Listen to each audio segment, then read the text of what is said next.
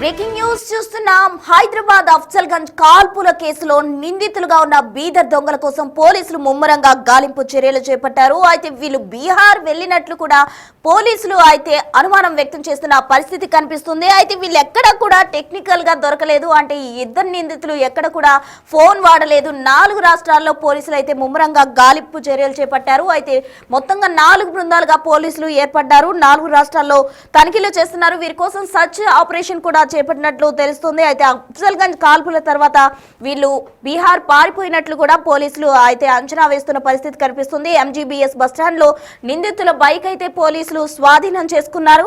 బీదర్ లో చోరీ తర్వాత ఆ బైక్ పై వచ్చినట్లు దొంగలు పోలీసులు అనుమానిస్తున్నారు. దీనికి సంబంధించి పూర్తి వివరాలు అందించేందుకు మా ప్రతినిధి సురేష్ సిద్ధంగా ఉన్నారు. సురేష్,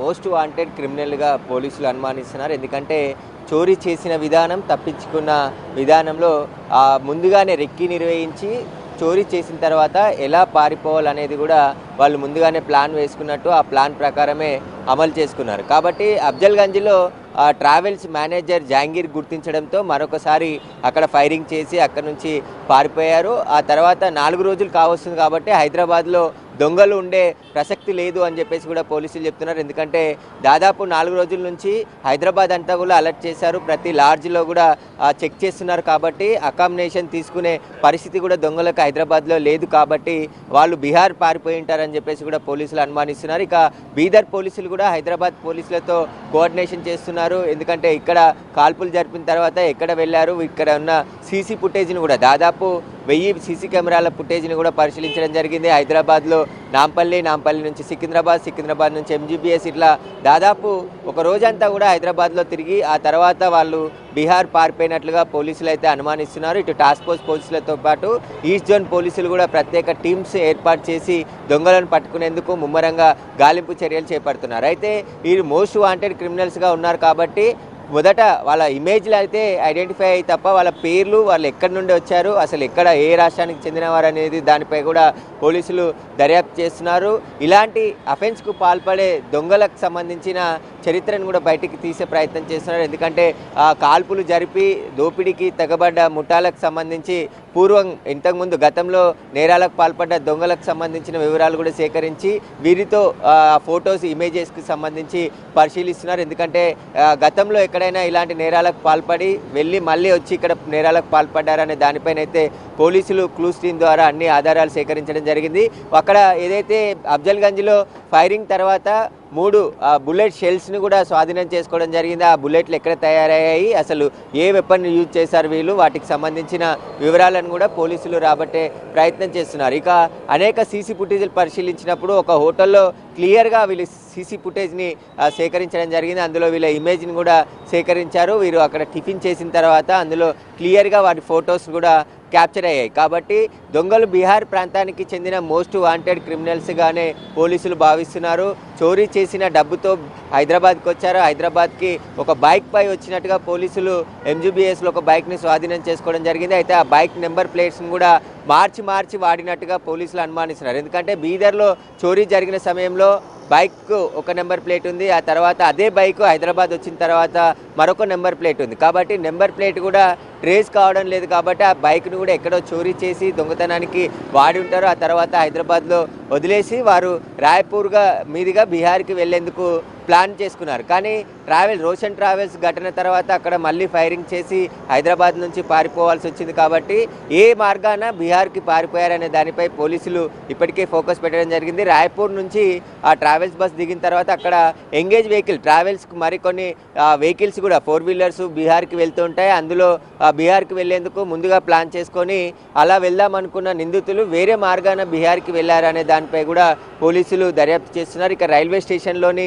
సీసీ కెమెరాలను కూడా పరిశీలించడం జరిగింది. హైదరాబాద్లో ఫేస్ రికగ్నిషన్ కెమెరాస్ కూడా ఉన్నాయి. ఎందుకంటే పాత నేరస్తులు అయితే ఒకవేళ హైదరాబాద్లో తిరుగుతున్న సమయంలో వారి ఫేస్ ఐడెంటిఫై అయితే ఆ ఫేస్ రికగ్నిషన్ కెమెరాలో ఖచ్చితంగా పాత నేరస్తుల పోలీసుల దగ్గర ఉన్న డేటా ప్రకారం ఇక్కడ ఉన్నవారైతే గతంలో వచ్చిపోయిన వారైనా కానీ వాళ్ళ ఫేస్ రికగ్నిషన్ నమోదయ్యేది. కానీ వాళ్ళ ఫేస్ రికగ్నిషన్ ఎక్కడ నమోదు కాలేదు.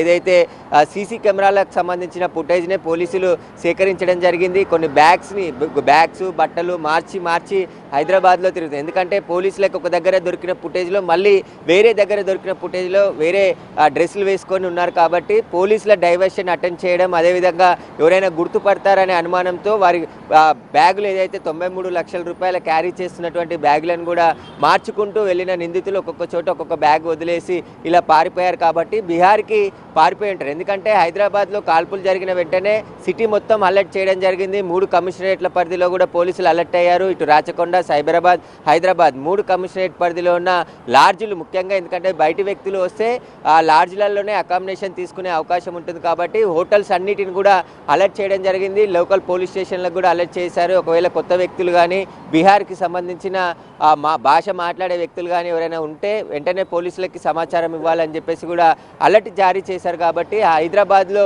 ఉండే ప్రసక్తి లేదు అని చెప్పేసి కూడా చెప్తున్నారు. ఎందుకంటే చోరీ జరిగి 3 రోజులకు పైగా, అంటే ఈ రోజుకి 4వ రోజు జరిగింది, 4వ రోజు అయింది కాబట్టి హైదరాబాద్ విడిచి బీహార్కి వెళ్ళి ఉంటారని చెప్పేసి కూడా బీహార్కి కూడా టీంలు పంపించి అక్కడ ఈ నేరస్తులకు సంబంధించిన కదలికలపై కావచ్చు, వారు వెళ్ళిన రూట్ మ్యాప్ ద్వారా కూడా పోలీసులు ట్రేస్ చేసే ప్రయత్నం చేస్తున్నారు. ఇక బీదర్ పోలీసులు కూడా హైదరాబాద్ పోలీసులతో కోఆర్డినేషన్ చేస్తూ వారి బీదర్లో చోరీ జరిగింది కాబట్టి ఏటీఎంకి సంబంధించిన వెహికల్ డబ్బులు తీసుకెళ్తుండగా ఒక్కసారిగా అక్కడ కాల్పులు జరిపి ఆ డబ్బులన్నీ కూడా చోరీ చేసి హైదరాబాద్కి వచ్చి హైదరాబాద్ మీదుగా రాయ్పూర్ వెళ్ళాలనుకున్నారు. కాబట్టి వీరంతా కూడా పాత నేరస్తులుగానే ఉన్నారు. ఎందుకంటే అంత ప్లాన్గా రిక్కీ నిర్వహించి డబ్బులతో సహా హైదరాబాద్ దాకా వచ్చి హైదరాబాద్ నుంచి మళ్ళీ రాయ్పూర్ వెళ్ళారంటే హైదరాబాద్ గురించి కూడా ఇందులోకి తెలిసి ఉంటుందని చెప్పేసి కూడా పోలీసులు చెప్తున్నారు. ఎందుకంటే కొత్త వ్యక్తులు వస్తే హైదరాబాద్ చుట్టుపక్కల వెంటనే ఎస్కేప్ కావడానికి మార్గాలు ఉండేవి కాదు. ఎందుకంటే ఘటన జరిగిన హాఫ్ అన్ అవర్లోనే పోలీసులు అలర్ట్ అయ్యారు, సిటీ మొత్తం అలర్ట్ చేశారు. కానీ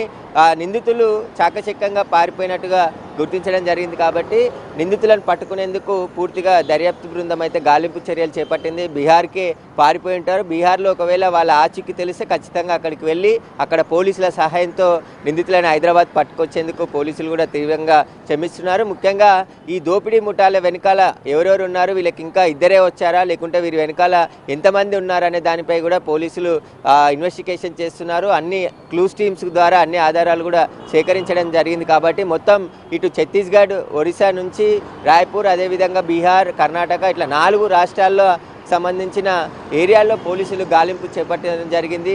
ఆ నిందితులు ఒకవేళ బీహార్ కానీ రాజస్థాన్కి సంబంధించిన నిందితులైతే అక్కడికి కూడా వెళ్ళి అక్కడ నిందితులను అరెస్ట్ చేసి హైదరాబాద్ తీసుకొచ్చేందుకు కూడా పోలీసులు ప్రయత్నిస్తున్నారు. ఇటు బీదర్ పోలీసులు, హైదరాబాద్ పోలీసులు నిందితుల కోసం జల్లెడ పడుతున్నారు. మొత్తం ఎక్కడెక్కడికి వెళ్ళారు, అది వాటికి సంబంధించిన సీసీ ఫుటేజ్ని అంతా కూడా ఇప్పటికీ సేకరించారు కాబట్టి నగరం దాటి నిందితులు ఇద్దరు కూడా పారిపోయినట్టుగా పోలీసులు అయితే ప్రస్తుతానికి అనుమానిస్తున్నారు. బీహార్కి కూడా టీంను పంపించి అక్కడ నిందితుల కోసం గాలింపు చర్యలు చేపడుతున్నామని చెప్పేసి కూడా పోలీసులు చెప్తున్నారు.